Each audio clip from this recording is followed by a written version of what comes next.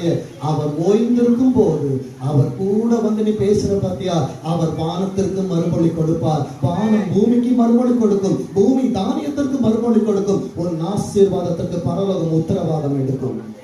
என் அன்பு தேவ பிள்ளைய, வேதம் சொல்லுகிறது பாருங்க, 44 வாசிங்க பார்ப்போம்.